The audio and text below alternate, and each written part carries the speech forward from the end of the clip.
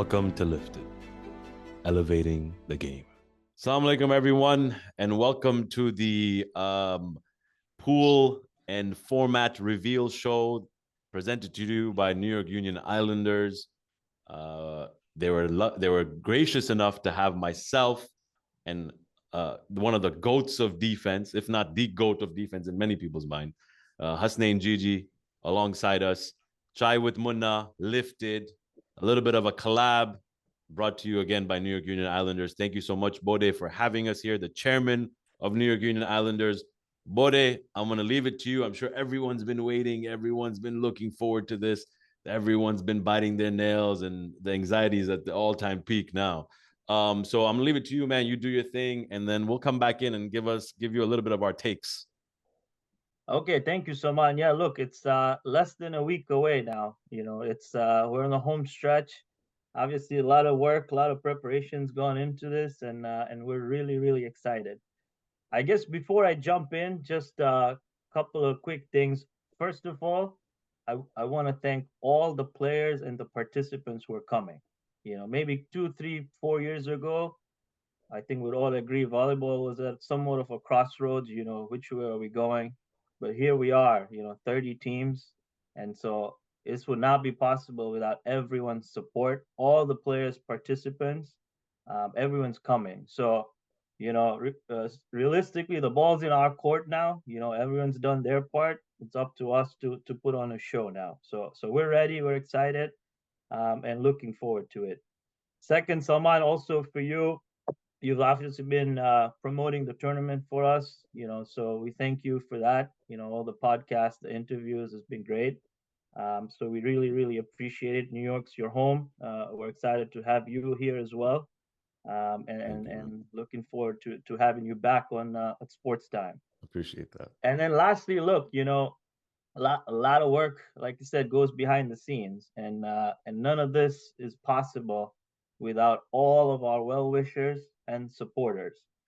For us in New York, it starts with the Gigi Merali family, right? So Hasnain, Muna uncle, thank you for your continued support. As long as I've been playing, all the tournaments have been called the late Gigi Merali tournament. 2024 Memorial Day is no exception. So we continue the tradition, and so, thank you for your support as always. I'm gonna start with just listing out a few of our supporters, well wishers. They're all listed here. I'm not gonna go through every single one of them, but I do want to call out our platinum sponsors, the ASR family. So all ASR Office Solutions, the Dinani family, Gigi Mirali family, and Visual City, followed by our diamond, gold, and silver sponsors. So I'm not going to read every single one. There's a good number here, but thank you to everyone that has supported and made this possible for us. Okay, so with that, let's jump in. So first things first. Let's get some of the rules out of the way. First is the Islamic rules.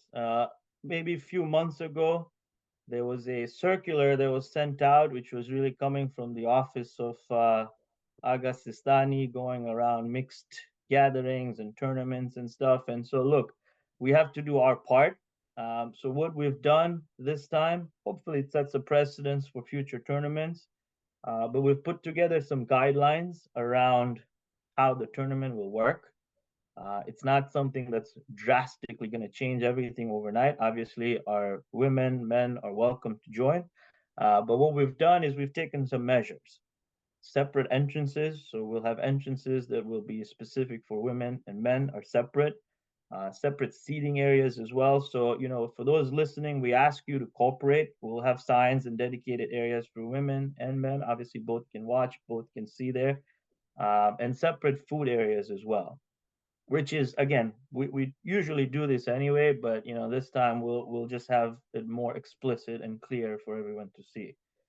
And lastly is the dress code. For women, obviously, modest clothing, hijab is recommended, and for the player, the men's as well. So for those of us, or not me, some of us on our team wear really, really short shorts. Just try to be cognizant of this. wear either a something inside or slightly longer shorts. The recommendation we have from our resident alim here is just try to get to your knee, cover up to the knees area. This is mostly for Turab, Abbasali, Merali, those guys, right? Like exactly. if Again, whether this is we're following guidelines here that and we're doing our part. So just keep it in mind and try to go through it as much as possible. Okay, that's out of the way. Let's get through some of the actual rules now. There's some pretty standard rules. I'm not going to spend too much time. Ball pressure is 11 and a half. Court is 34 by 34. Net is 8 feet high. Majority of players have been to sports time before. Um, there's a 5 foot line. Pretty standard here. Nothing too crazy. One thing to note: the referees. All teams will have to referee. So you have to referee linesmen.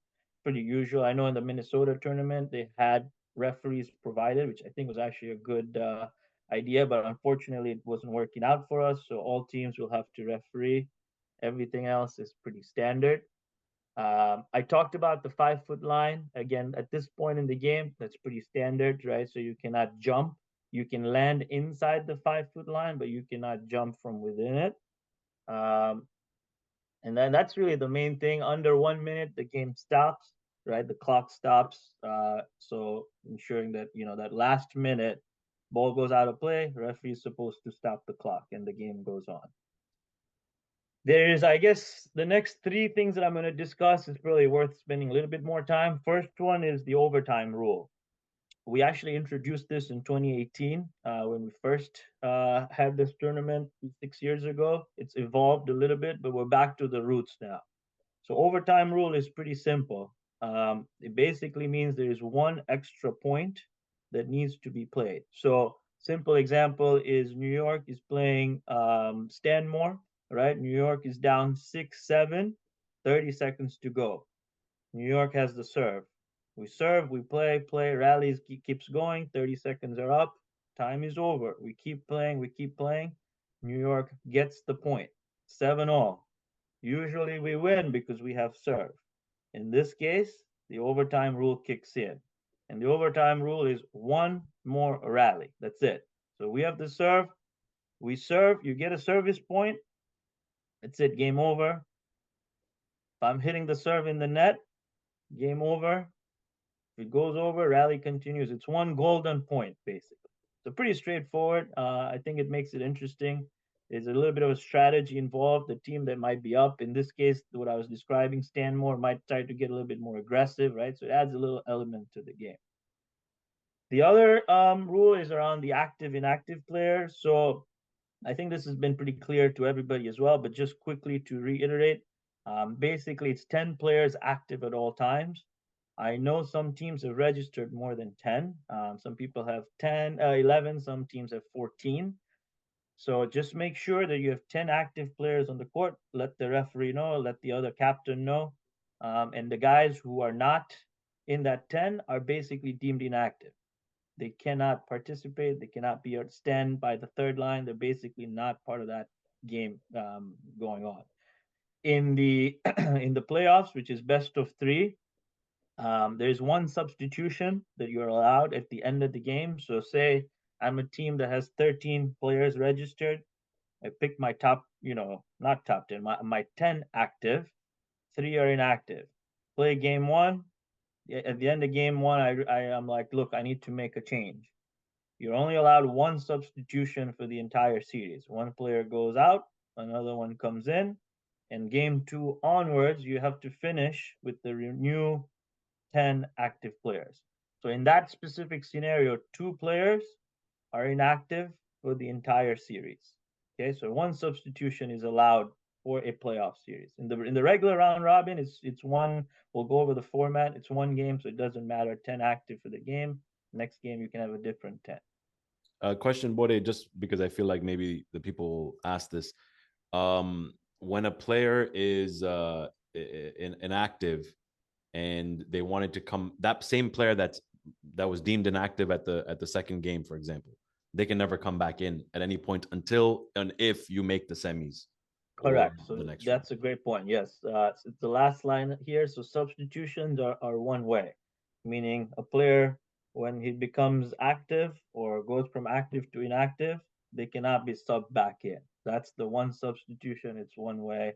And Once they become inactive, they're inactive for the rest of that playoff series. and that can that player still stand behind, or would they would have to also go to the Correct. sideline? They are at that point deemed inactive. So correct. So They would any not be inactive in the player playing sideline area. only, not behind in the third line. Correct. Correct. Okay. Because behind the third line is, the ball hits you. It's It part, gets very, is, yeah, and then yeah. confusion So starts, right? yeah. Yeah. Correct. Correct. So, sorry, Bode, I have one question here too. By the way, Assalamu alaikum, all the viewers. Um, in the round robin, if somebody gets injured, there's still no substitution. Correct. And again, remember, because you have 10 active, right? So typically you have two nets, six out. So that's eight. And usually, if you have 10, you usually will have two more guys in the third line, right? So, we deem it sufficient. So, yes, even if you have an injury, it is not a reason to do a substitution. So, in the round robin, you pick your 10, and that's it. Under no circumstance can somebody who's inactive come in. In the playoff series, because it's a best of three, there's again a little bit of strategy involved. Who do I bring in? Who do I not bring in? That's when you're allowed one substitution. So you still have, typically, again, most teams are registered with 10, which is kind of standard. So you have two other guys. So if one guy goes out, is hurt, you can bring somebody else in that's already standing third line. Okay, and the last thing, honestly, before we jump into the meat of this, is really around some discipline rules, and this is really just to ensure and put some guidelines around ensuring we're all, we're all in this to promote each other, right? Community spirit, brotherhood. But look, if you, at the end of the day, things do get heated. We're all competitive. We step on the court. We want to win, right? We're brothers off the court. We're brothers on the court, but we want to win. And if you look at any competitive sport out there, basketball, soccer, anything, there are governing principles around discipline. And so that's really what this is there for. This is not meant in any shape or form to be like a police. It's really just some guidelines. And so what we've introduced is an idea of a technical foul, and a double technical foul. So a technical foul means you lose a point. So if you had the serve goes to the other team. If the other team had the serve, the other team gets a point, just like you lost a rally, essentially. Now, look, who's going to be giving these technical fouls? It is the referee. But us as the organizing committee, we've put together a group of people that are part of our disciplinary committee, and ultimately we will have the ability to override any decision the referee has made. I know, look, so I know I got feedback from some people. This is too much power in the hands of the referee. That's right. I mean, ultimately, you look at any sport, the referee, the umpire, they are the decision makers. And so I guess our ask is whoever's refereeing, be smart. Um, a warning has to be issued. A referee cannot just give a technical foul right away. They have to issue a warning if they see that, okay, things are starting to get out of hand, there's excessive taunting going on. You have to give a warning. The only time a referee can give a technical foul directly is under two circumstances. One, when there is swearing directly at an opponent or the referee. So you walk up to the referee, you drop the F bomb on the referee directly. That's a technical foul, no questions asked. If you go across the net and punch or push your opponent, again, those are things that there is just no place for that in our game. Everything else is fun, and you want to get into your opponent's minds and all that's all fun. But those two things has no place in our minds. So those are the only two reasons you can go directly to a technical foul. Okay, so there's a little bit more detail here, but I think that covers the gist of it. We've sent this around to all the captains, so please digest, take a look, read through it, and then if there's any clarifications, we can go through that. Yeah, I got one question, and I think it's point number 1, 2, 3, 4, 5, 6. If a double technical foul is issued during a playoff series, which is a best of 3, the player is ejected for that set. When Correct. you say set, Yes. that means game or entire series? Yeah. So I guess I probably it's worth clarifying. So I said a technical foul is a loss of a point. A double technical foul is a loss of a point plus the player is out for that game. So Okay. if it's round robin, you're out for that game. The game's finished. Next game, you can come back in. Mhm. If it's a playoff and you get a double technical foul on game 1, you're out for game 1. You can definitely come back in for game 2. Okay. So Okay. you're out only for that one game. And again, back to the if somebody gets technical double tech and is out, you basically have to finish with 9 players. You can fill his spot if he's your front center, put somebody else in there. It's just that player cannot play in just that game. Game 1, game 2, you're back in, and so on and so forth. Again, so it's really this is really just an attempt to try to ensure that things are moving along smoothly. And again, may the best team win, but at the end of the day, we're all brothers. So that's the point of this. Okay, good. So I think that covers some of the housekeeping items. I guess we're ready to jump into the format, much awaited format. So let's get into it. Starting off, we have 30 teams. This is probably the worst kept secret that we have today, but it is official that basically the round 1 will be 5 pools, 6 teams in each pool, 15-minute games. And remember, we have 5 courts at sports time. So this actually kind of aligns pretty well. Each pool will essentially be associated with the court. So everyone in pool 1, all your games are going to be in court 1, pool 2, court 2, and so on and so forth. So 6 in each pool, and there's going to be a round robin within your pool. So each team, round 1, plays 5 games. What happens next is we split into cup and plate. And so after the games are played, the top 3 from each pool go to cup, and the bottom 3 in each pool go to plate. So what that means is we have 15 teams that go to cup, 15 teams that go to plate. In terms of scheduling, this is obviously going to be Friday. We start at 2:30 onwards. This should complete by around probably right around dinner time, around 8 o'clock. And so what that means is the cup and the plate will start Friday night. We have the ground till 11 o'clock, so we'll try to get as many games in as possible. So for those of you listening, Friday, the cup and the plate will start for sure because we plan to be done by around 8 o'clock with the round 1. Once we're in cup, so let's start with the cup, which is the top kind of bracket there. So like I said, 15 teams. It's going to be a full round robin, best of 1, 15-minute games. So each team is going to play 14 games, and arguably these are the top 14 teams that will make it in. And there's going to be some crazy games in there, but it really ensures that all the top teams really play each other at least one time. Because sometimes, look, we go to a tournament and you're like, man, I wish I played, Orlando. I didn't get a taste of that team or this team. Well, this ensures, at least for the top 15 teams, that happens in the plate event. And so 3 courts out of the 5 will be fully dedicated to the cup tournament. The plate, which will probably also be very competitive, will be 15 teams, 2 pools, 1 pool of 7, 1 pool of 8, round robin within the pools. It's actually best of 2 12-minute games just to ensure that they also get enough games. And that's basically the plate format. So two courts for plate, 2 pools, again, 1 dedicated court for each. And then cup will be full round robin of 15 teams. Then we move into the interesting part of the tournament. The top 6 in the cup are automatically through to quarters.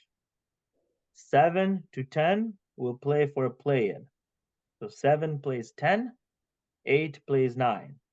It's not NBA style playing. It's just a 1-7 plays 10. If your 10th beats the 7th, you are automatically the 7th seed. 8 plays 9 for the 8th seed spot. And that basically is your quarterfinal layout. So essentially 1 to 10 have a chance to proceed. 11 to 15, the tournament ends for them there in the cup. In the plate, it's really just a full round robin, and then they're straight into quarters. So 4 from each pool, pretty standard crisscross into playoffs and quarters.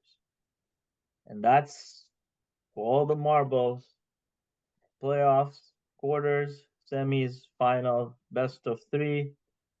Is it 15-minute games? Is it 20-minute games? Is it 25-minute games? To be honest, we don't know. It's up to, actually, this is my plea. Make sure, guys, if you're listening, follow the schedule. The more aligned we are, if we're looking for you to get you on the court, that's going to limit how much time we have to play games. Ideally, they're all 20 minutes in the quarters, semis, finals. But that's something will be game time decision purely based on time. So that's the format. And obviously, all the playoff games for Cup will be Sunday, quarters, semis, finals, and the trophy is yours Sunday afternoon. Nice. I like it.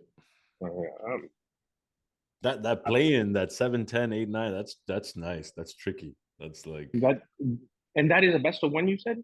That is a best of 1 20-minute game, correct? 20-minute wow. game. So anything Wow. can happen. So Seriously. 10 beats a 7 takes their spot. Wow. That's yeah. nuts. I like that. And look, I mean, Salman, you did a podcast where you went through the teams. I mean, look, it is It's so crazy. Yeah. the competition level is absolutely insane. Like you look left, right, any which way you go, there is a team waiting for you there. So Yeah. I think the margin between each team is going to be so little. Question, like what's the tiebreaker? Is it head to head? oh, that's a great point. Yes, it's all head to head in every scenario. It's always head to head.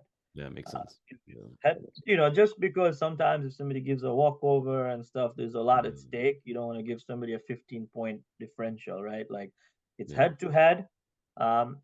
If there's 2 teams are tied, it's head to head. If it's 3 teams are tied, it's still head to head. If there's one of those teams that beat both of them, they're automatically the higher seed.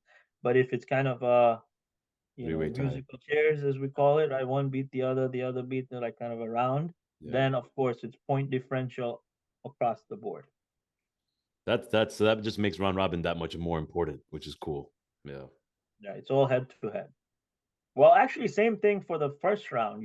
For the first round, there's gonna be some interesting games to make it into cup or plate, and that's also could come Yeah. down to the head to head.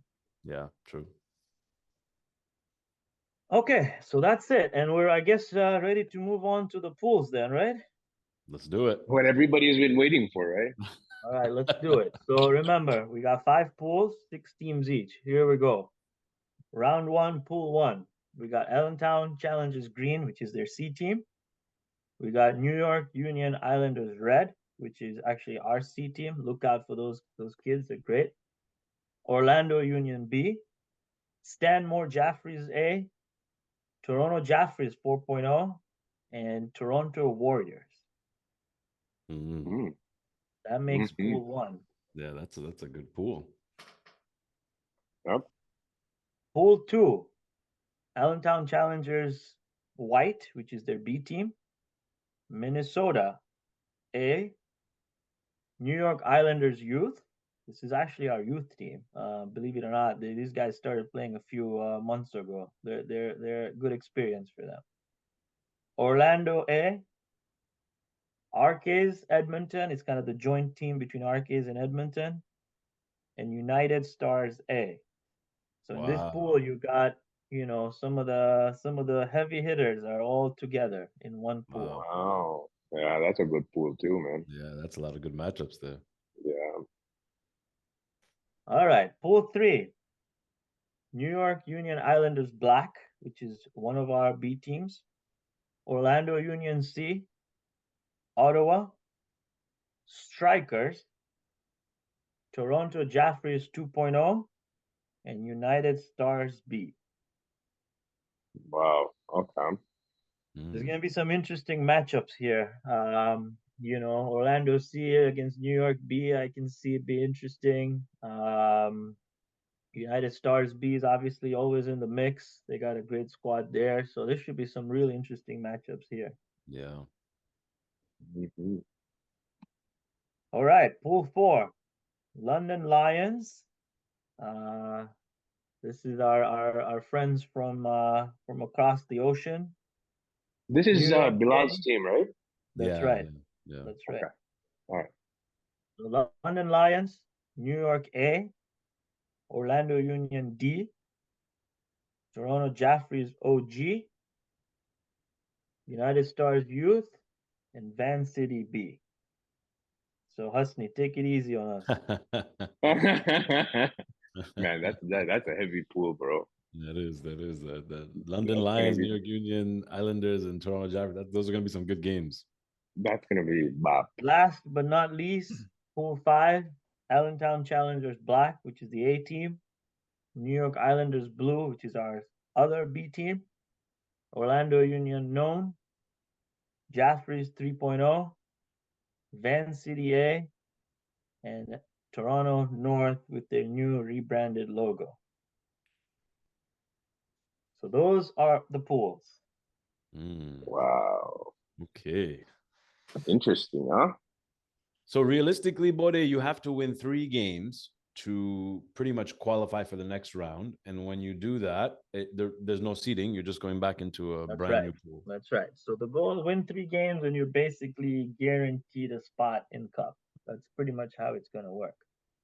And then, that's all you got to really do. So actually, one other thing real quick. We are working on an app.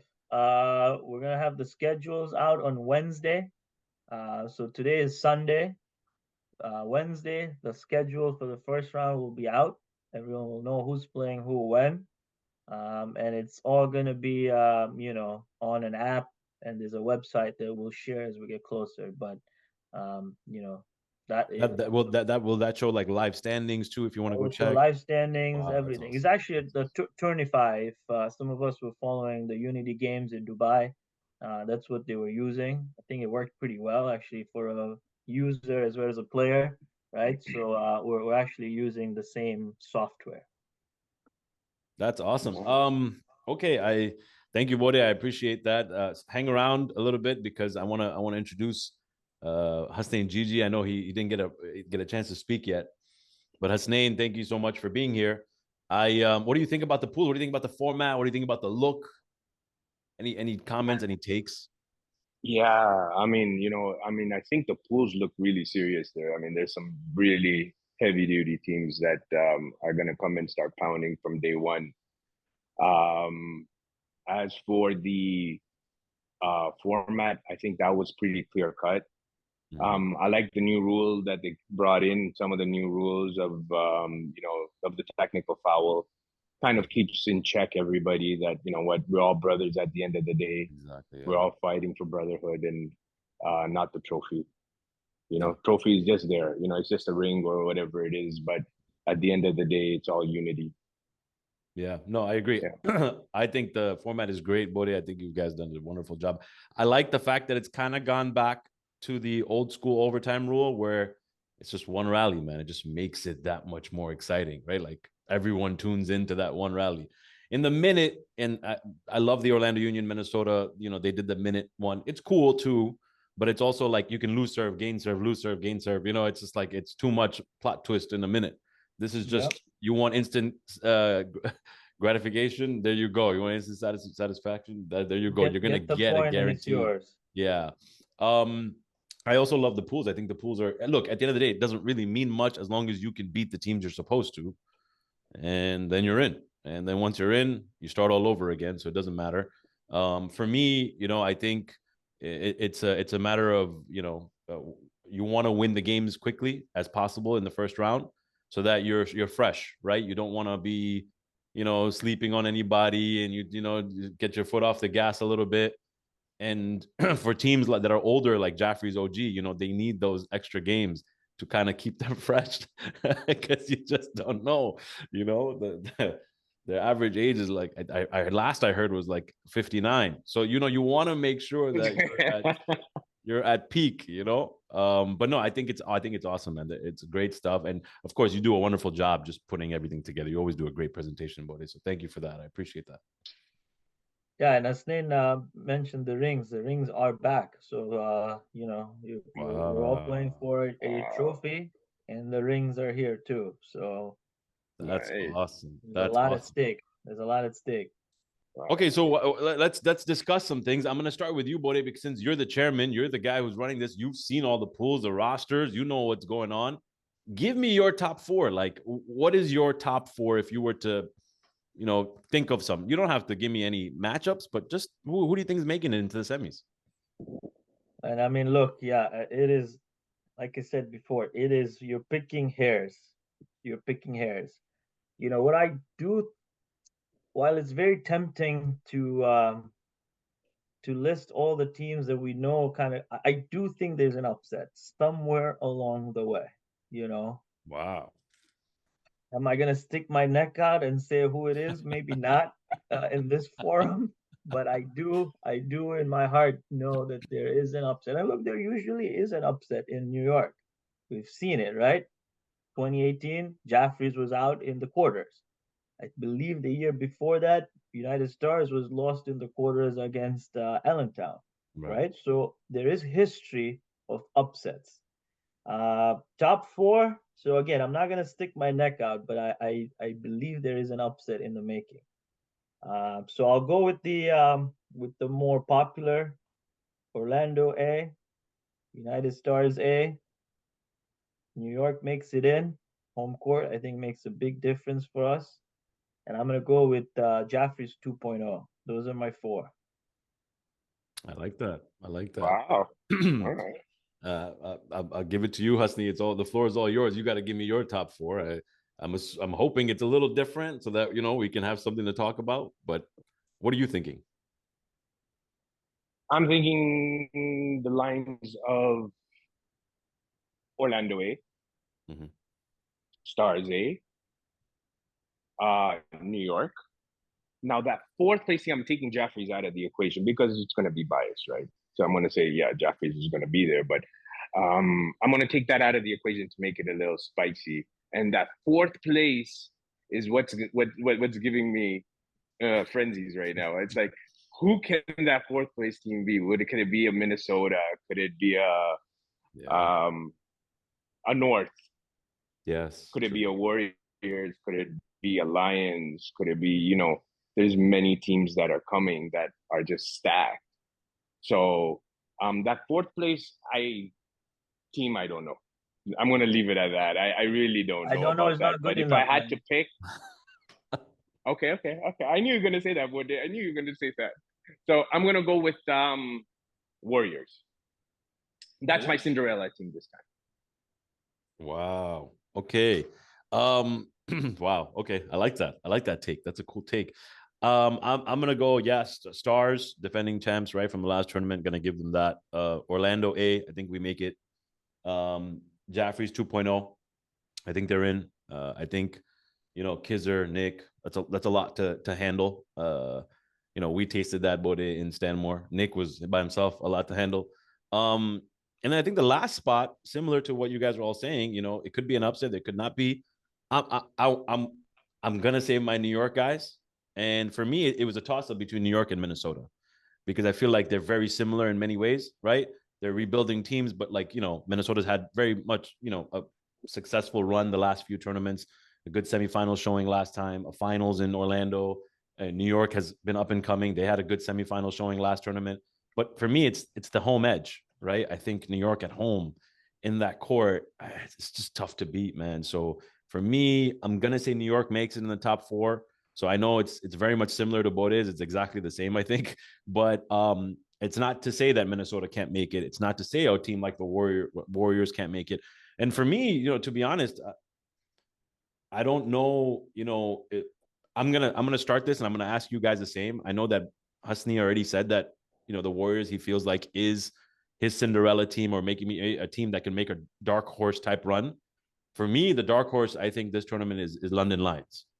And I think that London Lions, I think, I know I talk about Bilal Kaba a lot, but I think their team, from what I'm hearing as a whole, has a lot of guys from Dynamos. And I think they can, if they mesh and if they can, they've been practicing a lot from what I heard. If they can make a little bit of noise, you get into a quarterfinal matchup that's like, one of those 4-5, 3-6 type matchups. No one's really got the edge. And then all of a sudden, they pull a game and down there in game 3, something happens. They make it into a semi. I mean, I could see it. Some teams, they win that game 1 and it catches you by surprise sometimes if they're a lower seed and you're scrambling to win 2 straight and you just can't find, you're in quicksand, right? You're like, this team just caught you off guard. They hit you with a right hook right on round 1 and you're like, wait a second. So I think London Lions could make a weird, crazy Cinderella type run. What do you think? Yeah, I agree. And look, we have not mentioned Stanmore, which is Mm-hmm. crazy, right? Because that is a team that is also coming locked and loaded. So yeah, I mean, it is gonna be this is a battle. It's a battle, and I think honestly, I think what's gonna differentiate it is we talked about is Sunday, who's rested because it's a long, long path. So Yeah. that round robin cup is gonna be critical. You get but there's no easy games to just kind of coast through that. So I Yeah. think endurance, depth, right? How quickly you can adjust. Those are like the little details that could really, really make a difference, in my opinion. Do you have a dark horse team, Bode, that you think? My dark horse team is I'm actually gonna go with North. Because North, Ooh, look, gotta Nice. give it to Friday. Who's walking in as defending champs in New York? It's that's North. true. It's That's yes, true. it's not maybe exactly the same North team, but there are pieces there who have won in New York. Um, That's a good point. so that's my team. I know they're rebuilding a little bit. They got some pieces, but look out for them. I like that. I like that a lot. I won't go into our finals prediction just yet. I think we're going to run through some of the awards that are here, and we'll start off. Hasni, if you don't mind me, I'm going to ask you first. If you were Sure. to give, there's a best serviceman award. Who's your take for the best serviceman you think this tournament? Oh, There's no doubt. It's here. All right. Service, my Emirates, I'm going. I said I'm okay. taking that baby. I'm taking that one. I like But that. besides that, then I mean, there's all great servicemen out there. Mustafa Shibji. Mhm. I mean, all the time, right? Any day, he's there. He'll get you those 3-4 points. Yeah, So I think it's either a toss up for between me and him I like that. I on that like one. that. On I that like one. that. I like that. Bode, what is your take on best serviceman? Look, there's a lot of servicemen, like Hasni mentioned, right? Musti Arif Ali combo is killer. Mhm. Imran Murji can serve really Yes, well. yes. But I am gonna go with Riaz Chapsi from Oh, United Ooh, Stars. I yeah. like that. That's a good one. That's a good one, man. That's a And you, very. Sal? I'm going with Mustafa Shuji. I think Yeah. Musti coming home, getting a chance to play on the A team again, but he's never really played as a guest in New York on an A team, a team that has championship aspirations. So I'm gonna go with Musti, man. I think Musti, I think he brings out all the stops this time and has his best service performance. That's just my take. Um, I'll go with best upcoming, and I'll leave it to you, Bode, first. Who do you think? I mean, there's a lot of players that are coming up. There's a lot of players that have already won this award. But if you were to give it to one kid that you think is going to be that guy, who do you think that is? Upcoming, that's a good one. I have two names. Again, I'm not gonna name, there's a lot of really great players. So if we don't name anybody here, it doesn't mean we're not thinking about you. Two names come to mind. One is Kazim Virani from Stanmore. We saw him in Dubai. He really held his own. And the other one is Zidane from Allentown Challengers. Right. Um, I'm gonna go with Kazim from Stanmore. because I think he's going to be their new piece that will push that team to the next level. Yeah, I like that take. Hasni, what's your take on upcoming players? A lot of youth now influxed into this game, you know? A lot of them. A lot of them. I'm probably gonna go with the Minnesota kid, but Batush. Matush, yes. Yeah, I mean, I think he's playing really well. So I think if Wow, I wow. had it, he'll be on my list. I like that, man. I think that he's gonna love hearing that because he's worked hard. He's worked hard, man. He's worked hard. He's all over the place, and you know he's the engine for that team. So I think he'll really appreciate hearing that. Um, for And me, Utah? I I got Zidi. I got Zidi Hasnali. I think he's his he's a Kizzer light right now. You know, he's a prototype is that way. You know, he fits the mold, athletic, you know, can jump out the gym, plays in the front line, gets lifted the ball to, you know, he is young. I believe he's like 15 or 16. So I mean, you know, getting that exposure that early, kind of like Kizzer did, right? Super young age. He talked about it in his interview, right? Where Hasni, you would lift him the ball, like you would throw him the ball in the air and tell him hit at 15. That was the only way he was able to kind of gauge that timing and understand, you know, gain some hops. And I think Zidi's got that. You know, it's just a matter of it's going to be a learning curve for him, and until he brings his team to a championship caliber team. But I think Zidi's gonna brighten some eyes this tournament for sure. That's I know Bode, I kind of took that from you, but I think that No. It's good. We played them recently. Yeah, we talk about a Cinderella team, right? I mean, hey, that's you another never one right you there. never That know. with Zidi gets hot, they got some youth, and they could make a run too. I'm gonna start. Well, sorry, go ahead, Hasni. You want to say something? Yeah, no, I was gonna say that there's also another kid that I saw playing that's really good. Um, Sumar's son. What is there Sumar? Yes, very good. So he's really good also. So I mean, there's so much talent out there nowadays, but I mean, these are just a few that come to mind right now. Yeah, that's a good point. I'm gonna start with my best netty, and then Hasni, I'll go to you, then I'll go to Bode. My best netty, I think this time, and I think he's gonna get it. It's Sakib. I think he's just phenomenal. He's very much like Hassan Manekia. He's very much like, you know, he's just got that look, that feel. He's got the same heart as his father in terms of just resilient. It doesn't get tired. I mean, the kid's got a boatload of energy and very cool, calm, collected, you know, having a good time, chilling. You know, sometimes you'll watch them and they're joking around, they're laughing. And if anybody watched that quarterfinal they had against when he was playing front center for Haytheries, actually, a Toronto Haytheries against Stars in the last tournament, he spikes a ball at 9-all, okay, or something like that. He messes it up and it pretty much costs him the game. But man, they're laughing, they're smiling. They're not disrespecting the game, but they're more so enjoying the moment. Like, it's okay. Like, you tried, you went for it, you know, and they all supported him in that. And I think he gets that same vibe with Kizzer and Nick and these guys. I think they just kind of let him do him, you know? So I think Sakib wins that award. But Hasni, to you, best netty. Yeah, I also think that Sakib is going to win that award. I mean, hands down. I mean, I've seen this kid play in practices. I played with him in tournaments. I see what he comes with, what energy he comes with. I think, you know what? I mean, he's like, I don't know. I mean, you're right. I would describe him to Hassan Manekia, Right. right? That same style of, you know, getting those putty balls and, you know, diving and, you know. So my vote goes for Sakib on that one also. What about you? I'm gonna take a leaf of Hasni's book here. I'm gonna take New York. Uh, I think Habib and Mohsin, but I'm probably gonna come across bias, so let's leave them out for now. Fair. I was trying to actually remember. We did those 5-star ratings. I'm sure everybody has seen those for all the 31 and now 30 teams.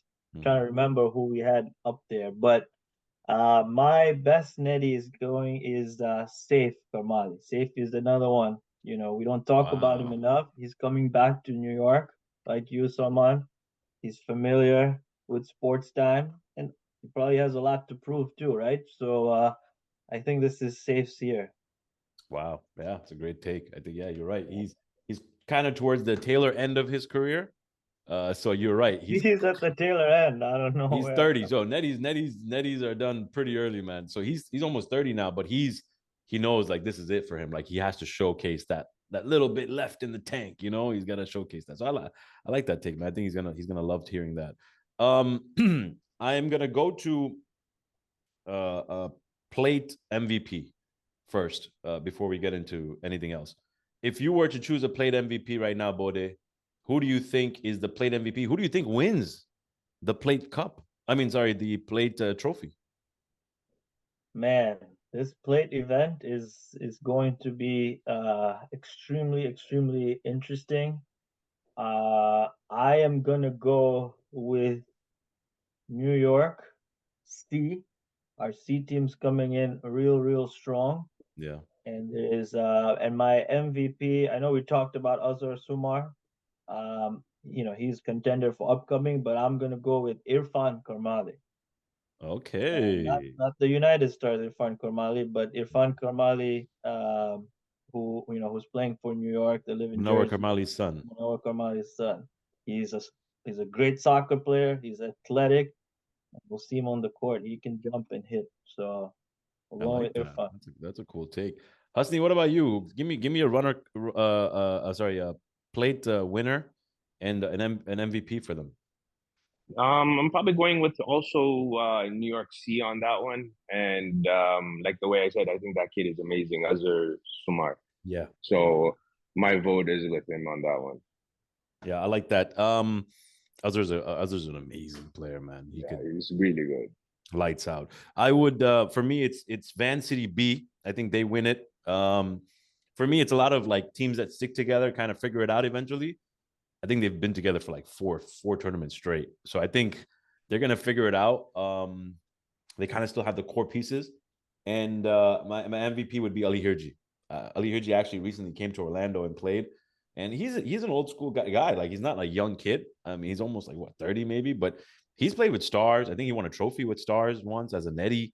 I mean, he's a Toronto guy, but he's gone there and started to play out. Came to our practice here in Orlando, played very well. I think that he has a chance of winning the MVP, and I think he can lead Van City to. I think he's their captain too, so I think he can lead them to a plate trophy for sure. One name that comes to mind, Salman, is also Ali Kamalia from United Stars. Yes. I actually remember 2018. They I believe won it, and then I think they gave up the finals to the kids or something like that. But he was there. He was there. So he's another contender for plate MVP. Sure. In my mind. Benny's such a nice dude, man. Yeah, he always.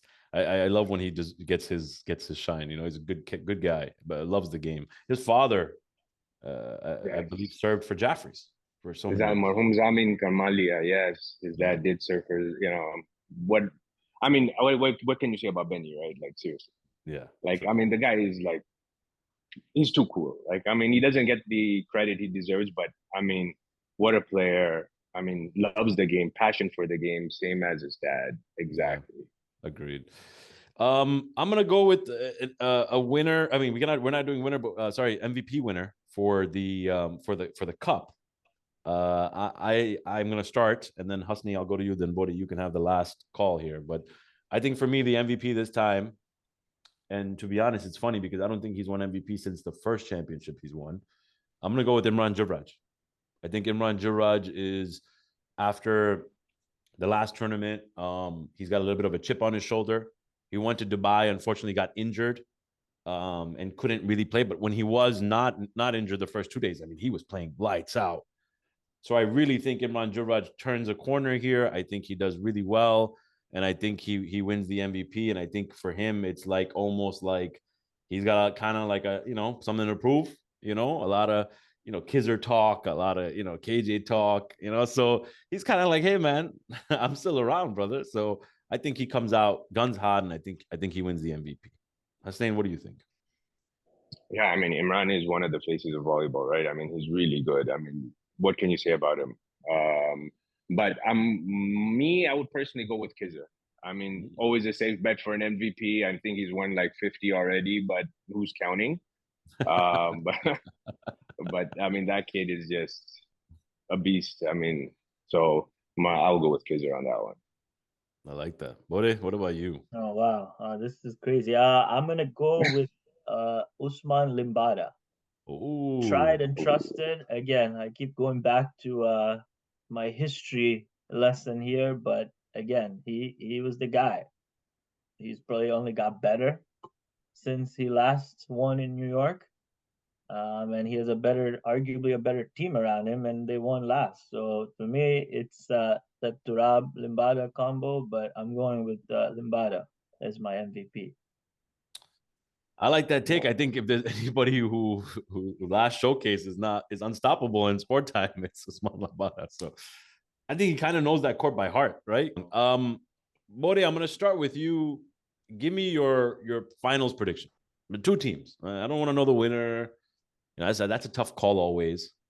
But give me two teams you think that are going to be in the finals. We said we're not doing that, right? Uh man, I I don't know, man. That is Bode, you got to give an insane. answer. Bode, you got to give an Yeah, answer. I know, karma. Yeah. I am gonna go. I think Orlando is in, and it's really tempting to say United Stars. That's probably a matchup that everybody wants to see. I'm taking the easy answer, to be honest, but I'll go Orlando Stars. Okay, fair. Hasni, well, I'm assuming you're going to say something different, right? So I'm going to say something way different yeah, because I give want to it. see something different. Yeah, sure, of course. I want to say Orlando is going to meet probably Stars in the semis. Okay, because there might be a slip up somewhere because there's too many stacked teams. Somebody is going to lose somewhere down the line. So I'm just trying to be conservative and say that, you know what, Stars is going to be playing Orlando in the semis this time. Can Orlando beat Stars? That's another thing because apparently Stars has this kryptonite, which is called Lambada. Right? And I mean, Lambada, I think, has played for three different teams and beaten Orlando with three different teams, right? So I think about that. I never thought about that. That's a pretty good stat there. Yeah. Right. So if they can overcome the kryptonite, I do think Orlando will win and go to the finals. I mean, I think you guys have lost three times to Lambada, so I'm assuming that now you're gonna know what to do and what not to do. So that's a safe bet to go with, and I'm probably gonna go with 2.0. With Nick and Kizzer. I mean, I don't think, I think if that combo clicks, I think, they're unstoppable from day one.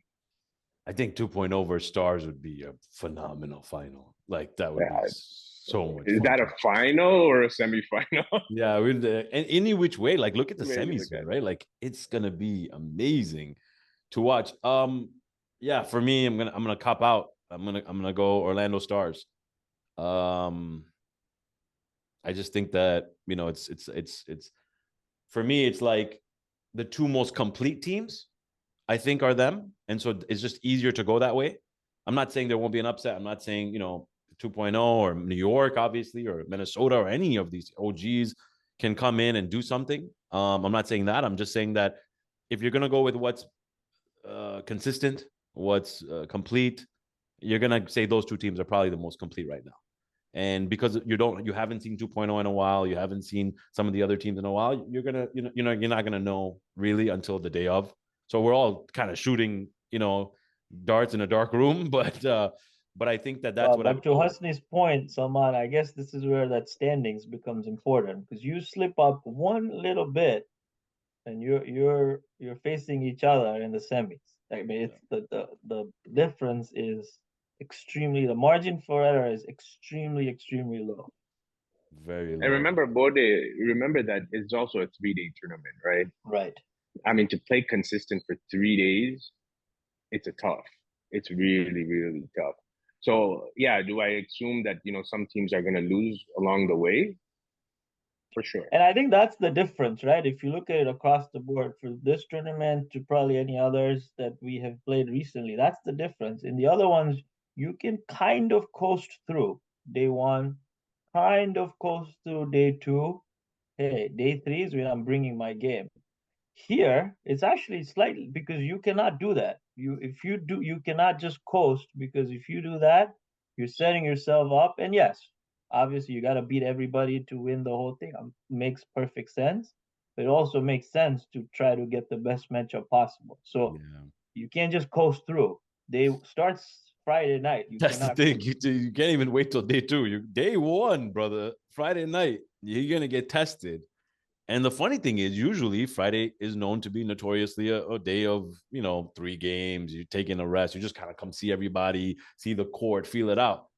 Brother, there's no feeling out. You guys, Friday night, you are not 100 or not ready to play like every other Friday.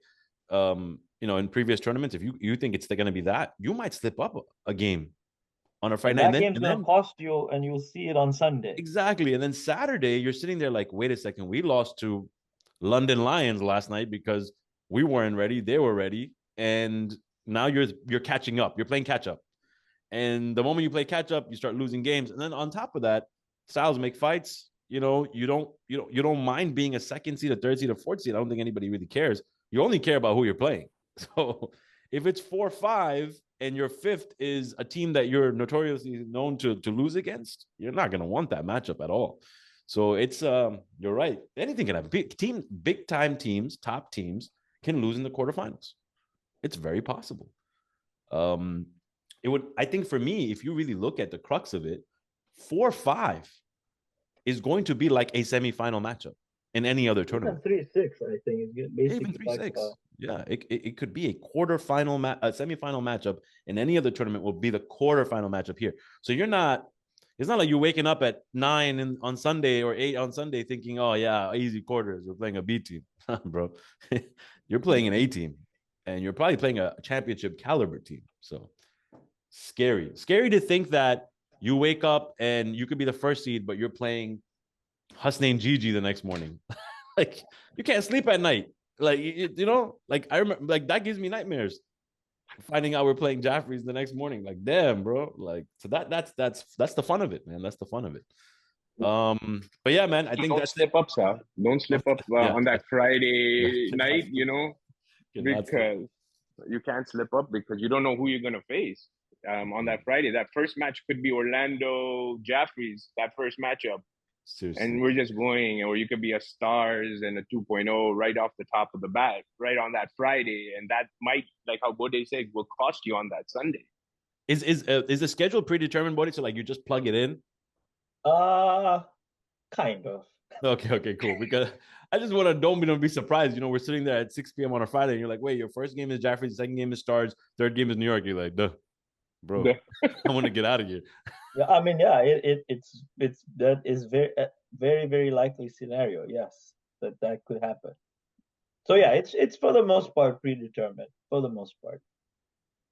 Okay, cool. Sounds good. Hasni, I know you have something prepared for us.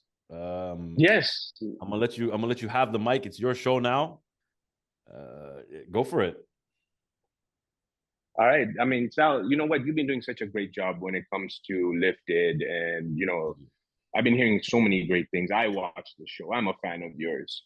Thank you. I've called you. I've told you about it, how much I love your show. And so I said, you know what? Sal takes, these interviews of everyone, but who's going to take his? Fair. Right. Fair. Yeah. So I said to myself, okay, why don't we do something small for your fans? All right.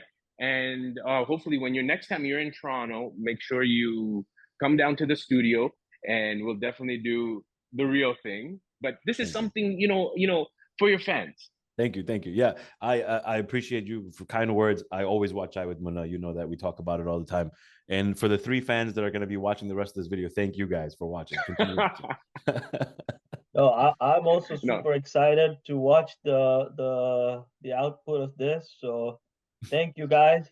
You guys have been great supporters. Saman, Hasni, you guys have all been great supporters of New York Union. And honestly, this is fantastic, right? Like so really, really looking forward to getting everybody, and I'm excited to listen to the rest of the interview. So everybody, safe travel. Hope to see you in New York next week. And if anybody needs anything, you know where to reach us. Thank you, Bode. I appreciate your time, man. Thank you, Bode.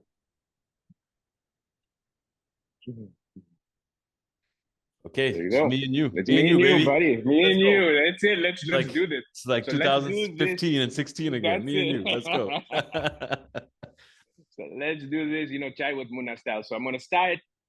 Ask you some few questions. Sure. Give you a little rapid fire at the end. You know how it works. I know how it works. You've been there, done that. Yeah, let's do it. All right. All right. So tell me one thing. How did you start playing volleyball, and when? I started playing volleyball 2000, I want to say 7. And it happened because, funny enough, we were playing basketball at the time. And at that time, the Hayderies New York Union split had happened. And so Musti would take me to practice occasionally. My father would obviously, I'd always go with my father to practice, but Musti would take me to these private practices that were there, the invitee ones, and stick me and Taha Shivji into the net. And we'd kind of, figure it out. And when the split happened, they actually needed us more because there was no players left in Union. There was about maybe 10 players. So we'd play 4-on-4 on one side of sport time. On the other side of sport time, Hayderies has a full-on practice like 7-on-7. And we're here struggling with a 4-on-4. But that's where I got my start, actually. And in 2007, Orlando, I played my first tournament on the A team, front right. And yeah, that was my first gig. How did you do that, by the way, in that tournament? Horribly. How did you guys do it? Horribly. We got destroyed. Look, the only way I can put it was Musti was my back right. that kind of tells you everything, right? Nice. Did you get a chance to watch your father play? I did many times. Sometimes too many times, because my father's notoriously known to be very tough, right? Tough love when it came to volleyball. Off the court, totally different guy, the nicest guy. Always super encouraging, always, went to battle for us. But on the court, oh my God, till today, if you see me mess up, you know I'm not looking at my dad. You know I'm not. But I got to watch him play a lot. And then I would go to tournaments with him, actually. When I was super young, I would go to tournaments with him. And, I would be able to watch tournaments when I was, 10, 11, 12. And then when I started playing, I used to play alongside him. I used to play front right. He used to be in front of me a lot. And then when I became back center, naturally my dad's at this point is aging out. And he still wants to play, obviously. So a lot of times, it'd be Safe and my dad, because my dad would be teaching Safe, and then they would be with me as the back center in practice a lot. So it was like we got to live that through, man. That was the greatest time. Yeah, I got a chance to play against your father in net. Actually, I was a netty at one point. Oh, wow. I got a chance to play in front of him, and what a netty he was, right? And he was coaching me at the same time. Lift like this and do like this, and Really? So Wow. yeah, he is an amazing guy. But everybody in the family, immediate family, played net. How did you become a sender? Yeah, Why not net? I started in the net. Yeah, you're right. I think there's two parts of that. Number one is that I think my dad looked at both his sons and said, you know what, Safe's got it, Salman doesn't in the net. And the second was I think we needed out players, and when we needed the out players, they just took me out of net and said, listen, we need you to play out. And then when I started there, I just never looked back. And I thank Musti for that opportunity a lot, because Musti put me in that position. I talk about it all the time. He gave me my first shot to play center, and I was lucky enough to be playing with my brother as a netty. So it was a very good combo there. We built that for many years. But yeah, Safe was always the better netty. And I always mess with Safe and tell him that I made him, but it's truly he made me. Like, without a shadow of a doubt, he made me. Nice. When did you know that this is the game you really want to play? Like, this became real for you. Volleyball actually became part of your life. I talk about it. 97. I was there when Freddie takes that point, and Islanders win, and I'm under the rubble of what's that commotion that takes place at Francis Lewis High School. That made me fall in love with the game instantaneously. I was 6 years old, 7 years old. But along those lines, watching Sammy win 2002 was huge for me. I always thought of him as like, he was my guy. So I always wanted to be like Sammy. And then he takes down Jaffries as a young kid, like that was like, oh man, you're beating the dynasty. And then I think watching Faisal and wanting to be Faisal, or at least a version of him in the 2010s, I think, that really pushed me through where I was like, okay, I'm going to be committed to center. I'm going to be committed to being just like this guy.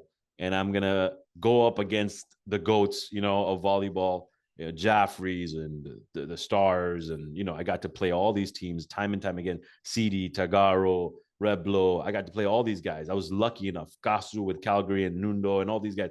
I played everyone. I've been lucky enough to sit here and be like, I have played everyone. And that was my journey, man. I just told myself, listen, I am going to try to, do something for New York and bring a championship back. Unfortunately, that didn't happen. But that was really where like all these three moments really made me fall in love with the game. Nice. New York is known for breeding the best centers of the game. Mm-hmm. Right? We had Marhum Johnny, Najaf, Kazim Fazil, Sajjad Juma, Freddie. Mm-hmm. Then you came, this new hotshot kid. How did you handle the pressure? The beauty about my situation, more so than any of these guys, was that there was no pressure. We didn't have anything to live up to. We were, unfortunately, not in a negative way, but we were at the bottom of the barrel for a very long time. We were fighting for the last spot. We were not making it into playoffs every tournament we went to. So for me, it was anything that I could do to make the team progress, whether that was just making the quarters even, whether that was just, just winning games, big games, beating Jaffries, beating Stars. Sometimes we'd go to tournaments and win 2 games, but we'd beat the 2 best teams. That was a win for us. And that actually helped me because we were underdogs. And when you're underdogs, you never have the pressure. The pressure's off you. You can shoot for the stars, right? And you're going to be all right. So I came in guns hot and I was given freedom by the likes of Musti, Freddie, Abbas Isma, these guys. They gave me the freedom. And I had a group of guys around me that were the coolest cats who were older than me, but they were teaching me the game. Bode, I talk about Face D, Z, Mo, Abbas Ismail, Fundi. These guys, they were ragtag, man. They were put together also. There was no players. They're like, all right, you basketball players, go play volleyball. It was kind of more so like 7-8-6.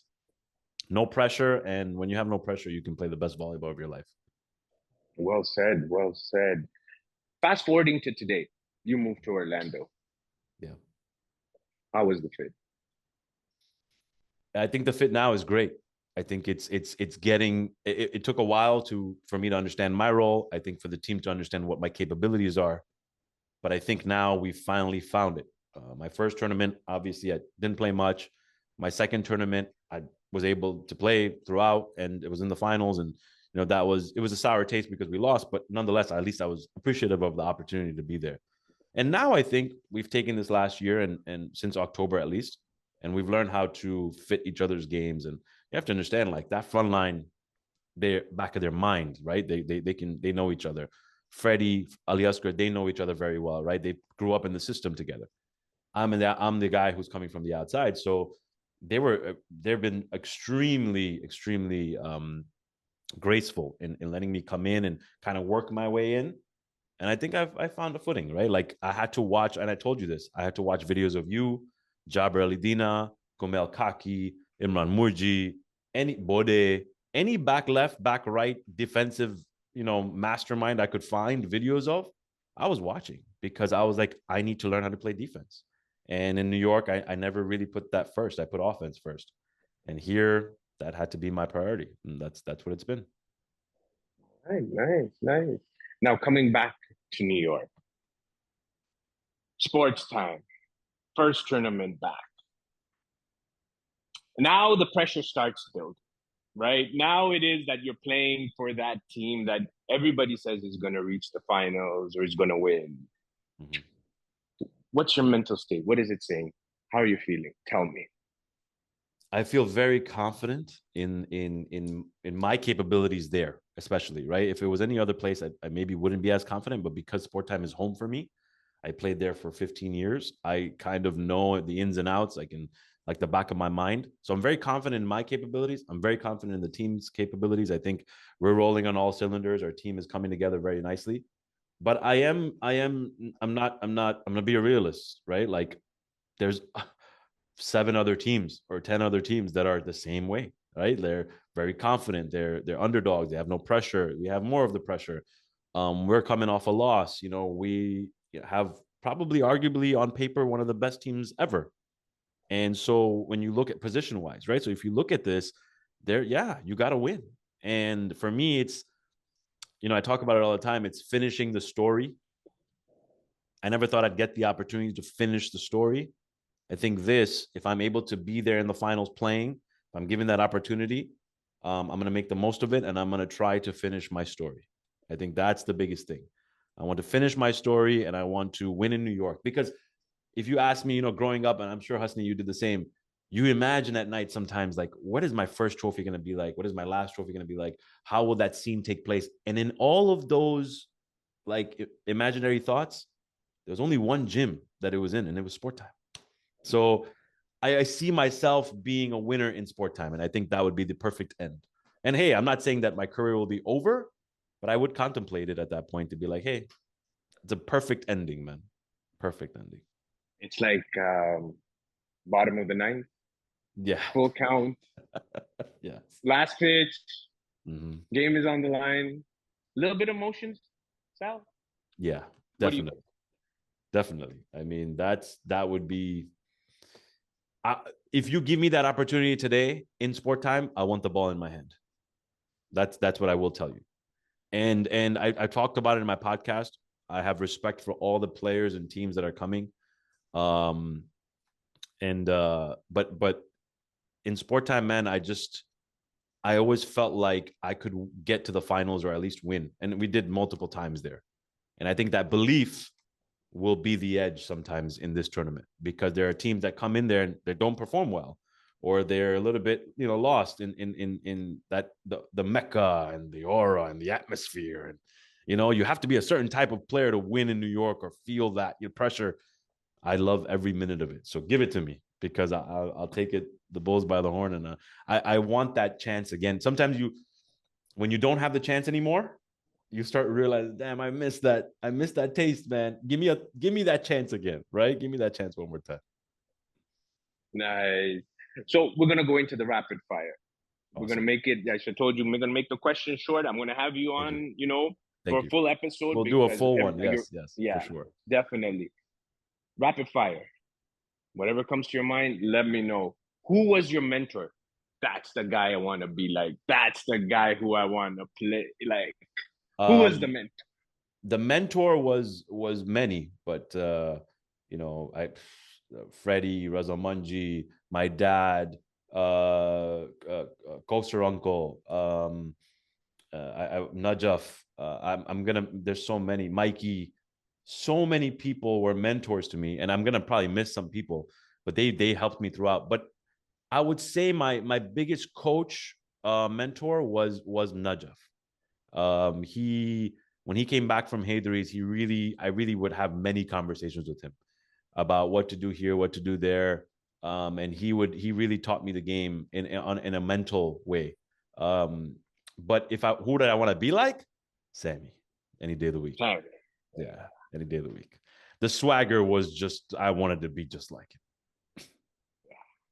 Yeah, good choice. And especially Najaf. I saw your interview with Najaf. I mean, yes. If there's a Mount Rushmore, he's definitely on there, Yeah, for sure. But amazing. Both picks are amazing. Best center all time. Faisal Banji. I don't even have to think about that one. Like, that's Faisal. And for me, I think the cementing of Faisal comes down to one thing. Yeah, he's a winner. Yeah, he had all facets of the game. But when I grew up, the barometer to know that you were going to be great was beating Jaffrey's. Like, that was how it was growing up. Like, Jaffrey's you have to beat Jaffrey's to cement yourself in any way possible, right? We were the perfect villain. Perfect. And it was just like, you guys were so good. So it was like, if you can't beat Jeffries, you're never going to get that respect almost, you know? And Faisal just did it every time. So for me, like, that was just, you're the GOAT, man. You're the GOAT. It was painful. Yeah. Yeah. Yeah. Best front center of all time. Oh, Ooh, that's a good one, yeah. man. Yeah. I want to throw you curveballs here now. Front center only, right? Best front center of all time. Come on. I think by the end of his career, if Kizzer continues to play there, it will be him. If he continues to play frontline, I think it'll be Kizzer. I mean, he might be end up in the back line now with 2.0. So I'll kind of keep him out of this for now. But I would probably say, does Munanko count? Front center? No, he was more of a back center than a front center. Come on. There were so many good ones. There's too many. There's too many good ones. You know, I mean, there's legends that played the game. Yeah. Nazir Talio, Sajjad Kimji, Ahmad Sumar. I mean, the list goes on of the great front centers that have played the game that you have played against also. Okay. Yeah. To me, it's a toss up. There's so many good ones, but for now, I'm gonna say. I mean, again, we don't know the end of everyone's career. For now, I'm gonna say Ahmad Sumar. Ahmad Sumar. Yeah, best front center I've watched. Originator of a V, played with Sammy in the early beginning of his career. Hit the net on demand, hit the putty on demand, placings, floating, with defense. I mean, the guy had it all. He had it all. Oh yeah. All right, best netty of all time. Dang. The best netty of all time.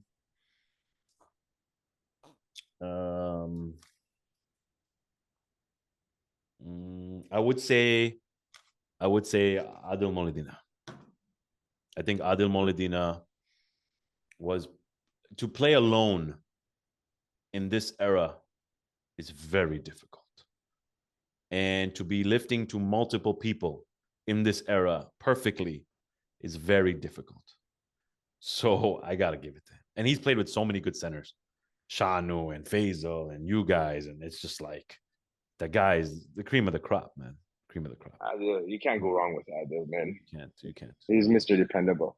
Yeah. Best defensive player of all time. I'm gonna say Hasnane Gigi. To me, there were many more. There were. Oscar Uncle was awesome, and there were so many. Baya, I mean, obviously amazing. Like all these guys, man, so good. But I would say Hasnane Gigi. I've always said Hasnane Gigi was the best defender I've ever seen. But I'm not gonna say that, you know, by the end of some people's careers, they won't be up there with you. There's Kumel Kaki, there's Jaber Alidina.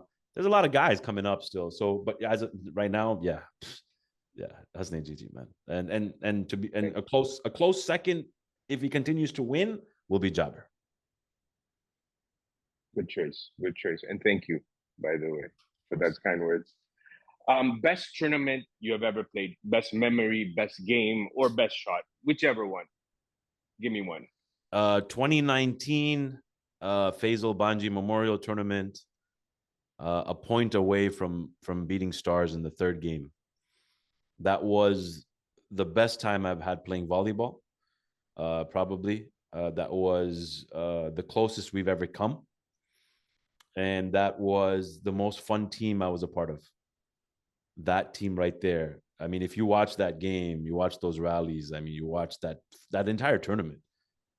That was it. I mean, there are a lot of close seconds. There's the Calgary game where we were new and we played Calgary for the first time and we almost, we beat them like 21-1 or something. That was a fun time. We played, playing against you guys and winning those games, some of those games, some crazy comebacks in those games. But yeah, I would say that was 2019 finals, game 3. That was it, man. That was the one that got away. If there was a book written about you, what would it be called? A biography. What would it be called? I'll give you 2 choices. Okay. I'll make life easy for you. First choice, Ekta Tiger. And choice number 2, Tiger Zinda. Which of the two would you call it? Well, one. I would call it one. Ekta Tiger. Ekta Tiger. Nice. Yeah, I would call it nice. that. Yeah. No, I mean, that's what I would call it. Yeah. If you give me those two choices, yeah, that's what I would call it. What's the future of Salman Karmali? Where do you see Salman 5 years from now? What is his future? I'm 33 years old, and I don't think I'm finished yet. Again, I still believe that my career has a story to tell, but I think for me, my story maybe not isn't on the court per se.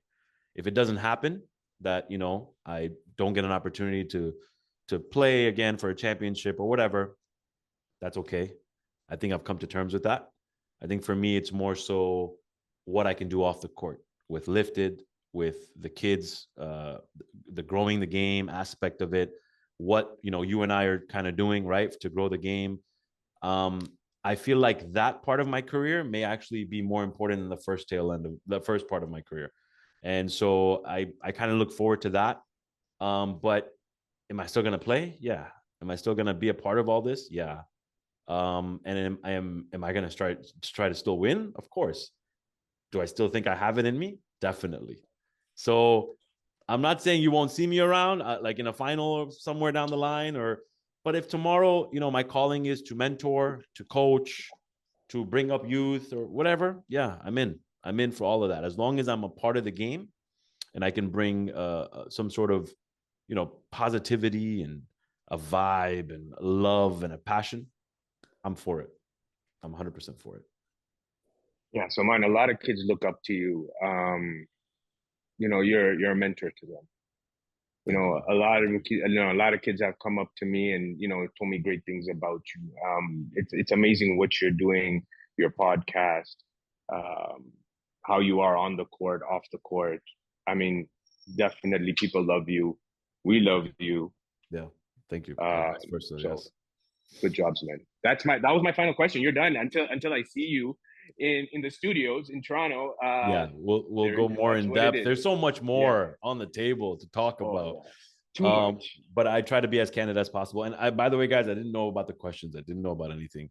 But Hasnane, thank you for being so kind to ask me questions that were, I could answer with a straight face and not have to dodge anything.